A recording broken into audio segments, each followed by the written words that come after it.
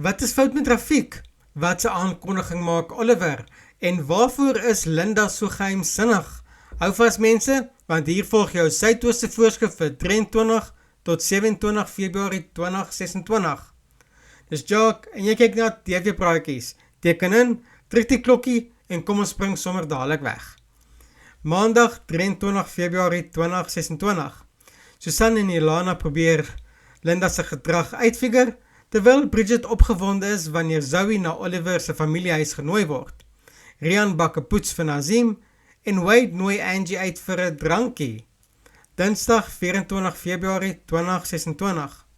Angie en Wade kom tot 'n besef terwyl Kashifa agter Rafiq se rug met Bridget gaan praat. Linda deel haar geheim met Benny. Woensdag 25 Februarie 2026. Rafiq ontdek wat moontlik verkeerd is met hom. Oliver maak 'n groot aankondiging terwyl Wade besef hy het droog gemaak. Susan en Ilana probeer Linda ondersteun, maar sy maak dit onmoontlik. Donderdag 26 Februarie 2026. Angie en Wade maak 'n groot onthulling en Zoe word gedwing om die waarheid in die oë te kyk. Ilana en Susan ontdek die verwoestende rede agter Linda se geheimhouding. Vrydag 27 Februarie 2026.